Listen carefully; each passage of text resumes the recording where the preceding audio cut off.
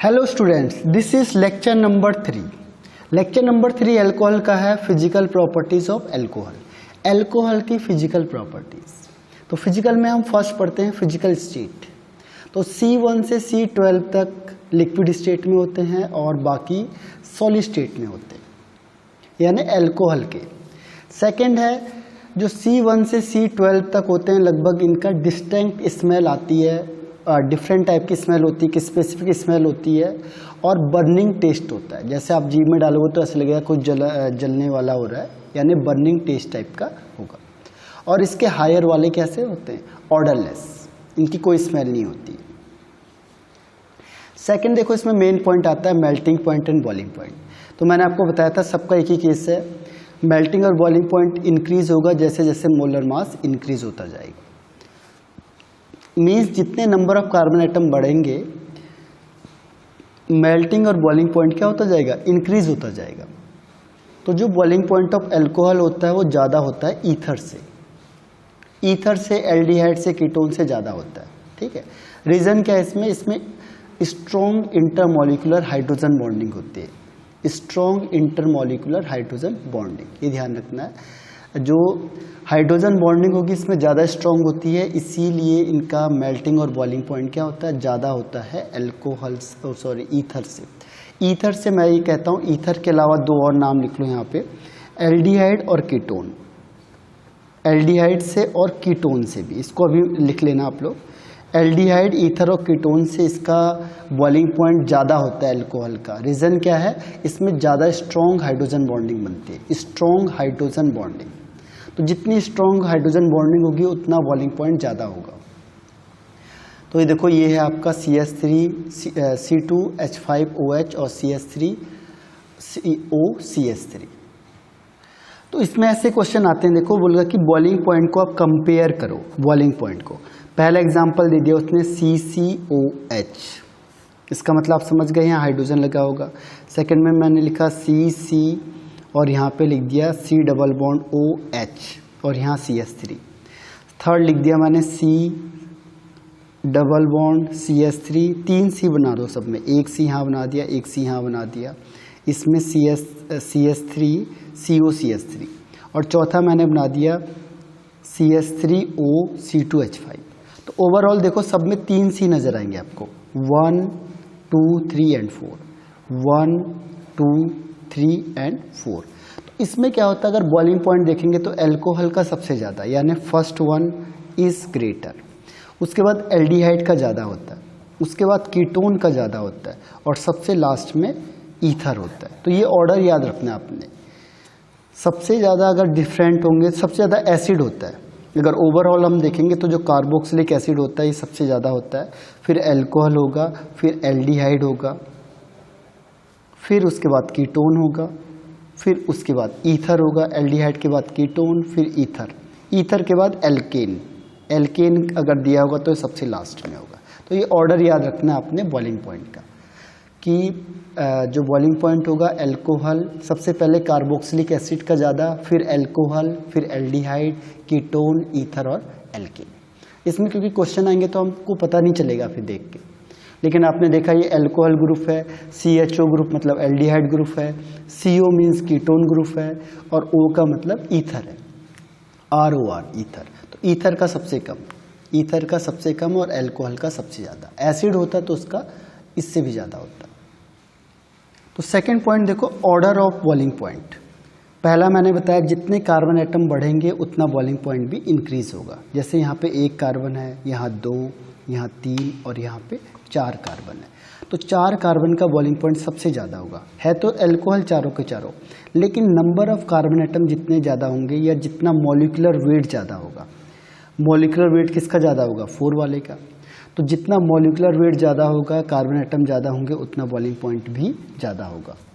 Obvious बात है, अगर कार्बन ज़्यादा होंगे तो जो मॉलिक्यूलर वेट है वो भी ज़्यादा होगा।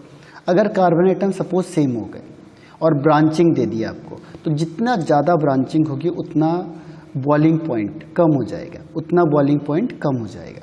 ठीक है, बॉइलिंग पॉइंट कम क्यों होगा? रीज़न क्या है? देखो, जैसे जैसे ब्रांचिंग होगी, आपको बताया था क्या होता है, सरफेस एरिया कम होता जाता है। सरफेस एरिया कम होता जाएगा तो क्या होगा कि जो फोर्स ऑफ अट्रैक्शन है वो कम होगा और बॉइलिंग पॉइंट भी कम हो जाएगा। देखो यहाँ पे 4 कार्बन है, OH स्ट्रेट चेन है सबसे ज़्यादा, उसके बाद 4 कार्बन है लेकिन OH सेकेंड पोजीशन में, यानी ब्रांच हो गया, एक ब्रांच है। और यहाँ पे देखो चेन में 3 कार्बन है और 2 ब्रांच है, और टोटल देखो 5 कार्बन, 1 2 3 4 5 1 2 3 4, टोटल 4 कार्बन है, 4 4 4 4। लेकिन यहाँ कोई भी ब्रांच नहीं है, यहाँ एक ब्रांच है, यहाँ 2 ब्रांच है। तो जितना ज़्यादा ब्रांचिंग होगी उतना बॉइलिंग पॉइंट कम होगा। रीज़न देखो हमने पहले भी डिस्कस किया था कि जितना नंबर ऑफ ब्रांचिंग ज़्यादा होगी, जितना ब्रांचिंग क्या होगी ज़्यादा होती जाएगी, सरफेस एरिया क्या होगा, डिक्रीज हो जाएगा, कम हो जाएगा। सरफेस एरिया कम होगा तो क्या होगा, वैन डर वाल्स फोर्स कम लगेगा, वैन डर वाल्स फोर्स कम लगेगा, वैन डर वाल्स फोर्स कम लगेगा तो क्या होगा, बॉइलिंग पॉइंट कम हो जाएगा, उतनी जल्दी क्या होगा, चीज़ ब्रेक डाउन हो जाएगी। तो इसीलिए जो बॉइलिंग पॉइंट होता है वो डिक्रीज करेगा ब्रांचिंग में। तो ये रीज़न को लिख लेना, देखो ये हर बार काम आएगा आपके पास। मैंने आपको कहा था फिजिकल प्रॉपर्टीज़ हर एक की एक जैसी है लगभग, कोई ज़्यादा डिफरेंस नहीं है। अब देखो मोर नंबर ऑफ OH ग्रुप, जितना OH ग्रुप ज़्यादा होगा बॉइलिंग पॉइंट ज़्यादा होगा। क्यों? क्योंकि हाइड्रोजन बॉन्डिंग ज़्यादा होगी, जितना ज़्यादा हाइड्रोजन बॉन्डिंग होगी उतना बॉइलिंग पॉइंट ज़्यादा होगा, क्योंकि हाइड्रोजन बॉन्ड क्या होता है, स्ट्रॉन्ग होता है। तो ये देखो ये ऑर्डर बन गया, CH2OH CHOH CH2OH, और यहाँ पे CH, यहाँ पे 3 OH हैं, यहाँ देखो 2 OH है और यहाँ 1 OH है। तो 3 OH होता है जो उसका क्या होगा, सबसे ज़्यादा होगा, फिर 2 OH का, और सबसे लास्ट में 1 OH का। तो ये आपका बॉइलिंग पॉइंट और मेल्टिंग पॉइंट। अब इसमें नेक्स्ट वन आता है सॉल्युबिलिटी इन वाटर। जनरली देखो अल्कोहल होता है, अल्कोहल इज ऑर्गेनिक कंपाउंड, लेकिन क्वेश्चन आता है कि ऑर्गेनिक कंपाउंड होने के बाद भी ये वाटर में सॉल्युबल होता है, क्यों, व्हाई? तो इसका रीज़न है बिकॉज ऑफ हाइड्रोजन बॉन्डिंग। जो अल्कोहल होता है वाटर के साथ मिलके क्या करेगा, हाइड्रोजन बॉन्डिंग बनाता है। देखो ये अल्कोहल है, ये वाटर है, इन दोनों के बीच में हाइड्रोजन बॉन्डिंग, ये अल्कोहल है और ये फिर वाटर है, इन दोनों के बीच में जो डॉट है, डॉट इज हाइड्रोजन बॉन्डिंग। तो हाइड्रोजन बॉन्डिंग होने की वजह से क्या होता है, हाइड्रोजन बॉन्डिंग होने की वजह से ये वाटर में इजीली सॉल्युबल हो जाता है, जबकि ऑर्गेनिक कंपाउंड वाटर में सॉल्युबल नहीं होते हैं, उसके बाद भी जो अल्कोहल है वो हो जाता है। तो रीज़न क्या है, OH ग्रुप। अब देखो फिर वही कॉन्सेप्ट आ गया, जितना नंबर ऑफ कार्बन एटम बढ़ाओगे आप, जितना नंबर ऑफ एटम या कार्बन एटम बढ़ेगा या मॉलिक्यूलर वेट बढ़ेगा, सॉल्युबिलिटी डिक्रीज हो जाएगी। जैसे ये देखो CH3OH सबसे ज़्यादा सॉल्युबल, फिर C2H5OH, फिर C3H7OH, फिर C4, जैसे जैसे कार्बन बढ़ाते जाओगे उतना सॉल्युबिलिटी डिक्रीज होगी। रीज़न क्या है, देखो इसमें 2 पार्ट होते हैं, R और OH। R होता है नॉन पोलर, तो इसका वाटर से कोई मतलब नहीं है, मतलब किसका है, केवल पोलर का, OH का। अब जितना आप R बढ़ाते जाओगे उतना इनसॉल्युबल ज़्यादा होगा, क्योंकि R का वाटर से कोई मतलब नहीं है। देखो R क्या है, बिल्कुल R सेपरेट है। अब आप R बढ़ाओगे तो क्या होगा, ये जो O है वो इससे लिंक नहीं हो पाएगा। जैसे सपोज करो मैंने ये किया R और यहाँ लिख दिया मैंने OH, दूसरे में मैंने ये R बनाया और ये OH, तो क्या होगा, जैसे R हो गया, अब ये वाटर के साथ ये पोर्शन तो नहीं घुल पाएगा ना। तो जितना R का साइज बढ़ेगा उतना सॉल्युबिलिटी क्या होगी, कम हो जाएगी, क्योंकि वाटर के साथ कौन सा पार्ट कनेक्ट हो रहा है, वाटर के साथ केवल ये OH ग्रुप कनेक्ट हो रहा है। तो OH ग्रुप तो सबके लिए सेम है, हम तो R को बढ़ाते जा रहे हैं। जितना R बढ़ाते जाओगे आप, R इंक्रीज होता जाएगा, क्या होगा, सॉल्युबिलिटी कम होती चली जाएगी वाटर के साथ साथ। क्यों? क्योंकि इस R का इस वाटर से कोई लेना देना नहीं है, लेना देना किसका है, इस OH ग्रुप का है। R तो बिल्कुल साइड में है, और अगर आपने R को बहुत बड़ा बना दिया तो ये वाटर के साथ कनेक्ट नहीं हो पाएगा, और कनेक्ट नहीं होगा, देखो ये R बड़ा, दूसरा ये R फिर बड़ा, फिर OH, तो क्या होगा, इनकी सॉल्युबिलिटी डिक्रीज होती जाएगी। इसीलिए जितना नंबर ऑफ कार्बन एटम बढ़ेंगे या मॉलिक्यूलर वेट बढ़ेगा उतना सॉल्युबिलिटी क्या होगी, डिक्रीज होगी। तो ध्यान रखना कि जितना मॉलिक्यूलर वेट हमने बढ़ाया, मॉलिक्यूलर वेट बढ़ेगा या नंबर ऑफ कार्बन एटम बढ़ेंगे, उतना सॉल्युबिलिटी क्या होगी, सॉल्युबिलिटी डिक्रीज होगी, सॉल्युबिलिटी कम होती चली जाएगी, सॉल्युबिलिटी डिक्रीज होगी। तो आपको कंपेयर करने के लिए आता है, क्वेश्चन में दिया होगा तो आपको क्या दिया होगा, इस तरीके से क्वेश्चन दिया होगा। क्वेश्चन ऐसे देते हैं देखो कि कौन ज़्यादा सॉल्युबल है, तो नंबर ऑफ कार्बन एटम कम है, ये सबसे ज़्यादा सॉल्युबल, फिर ये और सबसे लास्ट में ये। नेक्स्ट है अगर कार्बन एटम सेम हो गए फिर क्या होगा, तो जितनी ज़्यादा ब्रांचिंग होगी उतनी सॉल्युबिलिटी ज़्यादा होगी। देखो यहाँ 2 ब्रांच, यहाँ 1 ब्रांच और यहाँ एक भी ब्रांच नहीं है, तो सबसे ज़्यादा सॉल्युबल कौन होगा, जहाँ पे ज़्यादा ब्रांचिंग होगी, क्योंकि OH सरफेस एरिया कम हो जाएगा, तो OH क्या होगा, जल्दी अटैच हो सकता है वाटर के साथ। जो वाटर ग्रुप हमने यहाँ पे ऐड किया हुआ है, वाटर में जैसे आप डिजोल्व करोगे तो ये वाटर के साथ मिलकर जल्दी हाइड्रोजन बॉन्डिंग बना लेगा, तो इसीलिए सॉल्युबल हो जाएगा। लेकिन ये जो ग्रुप है ये बड़ा साइज होता है, सरफेस एरिया इसका बड़ा होता है, तो OH ग्रुप जल्दी से वाटर के साथ कनेक्ट नहीं हो पाता। यही रीज़न है कि इसकी सॉल्युबिलिटी सबसे कम होगी।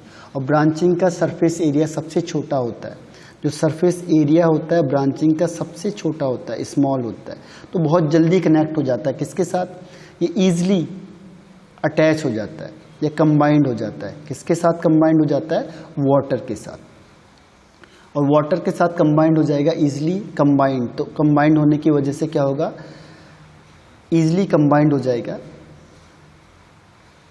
Combined with water, easily combined with water, तो इसीलिए इसकी सॉल्युबिलिटी ज़्यादा होती है। तो ध्यान रखना ब्रांच की ज़्यादा होगी किसके कंपैरिजन में, स्ट्रेट चेन के कंपैरिजन में। रीज़न क्या है, सरफेस एरिया कम होता जाएगा, सरफेस एरिया कम होगा तो क्या होगा, OH ग्रुप जल्दी से अटैच हो जाएगा वाटर के साथ। फिर देखो जितने नंबर ऑफ OH ग्रुप ज़्यादा होंगे उतना सॉल्युबिलिटी ज़्यादा होगी। देखो यहाँ पे 3 OH ग्रुप है, क्योंकि OH ग्रुप ही तो वाटर से कनेक्ट हो रहा है, OH ग्रुप ही तो हाइड्रोजन बॉन्डिंग बना रहा है। जो OH ग्रुप है यही तो हाइड्रोजन बॉन्डिंग बना रहा है, किसके साथ, वाटर के साथ। जो हाइड्रोजन बॉन्डिंग बन रही है वो किसके साथ बन रही है, केवल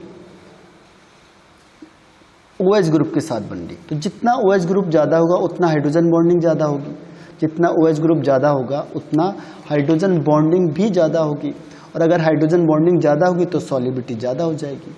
इसीलिए सॉल्युबिलिटी सबसे ज़्यादा किसकी होगी, 3 OH ग्रुप की, फिर 2 OH की, और सबसे लास्ट में 1 OH की। तो जितना OH ग्रुप बढ़ेगा उतना सॉल्युबिलिटी भी इंक्रीज होगी।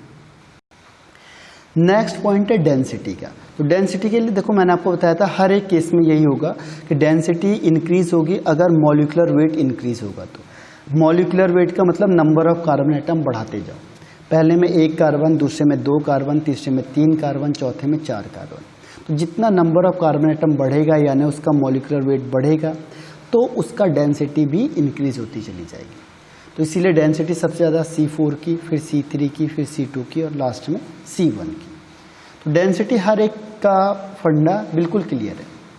उसके बाद देखो कैरेक्टरिस्टिक्स। जनरली जो अल्कोहल होते हैं वो पॉइजनस इन नेचर होते हैं, पॉइजनस नेचर के होते हैं यानी, और जैसे जैसे मॉलिक्यूलर वेट या ब्रांचिंग इंक्रीज होती है, मॉलिक्यूलर वेट या ब्रांचिंग क्या होती जाएगी, बढ़ती जाएगी।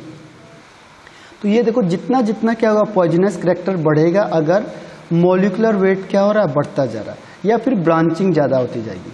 तो जितनी ब्रांचिंग ज़्यादा होगी या मॉलिक्यूलर वेट इंक्रीज होगा उसका पॉइजनस कैरेक्टर भी इंक्रीज होगा।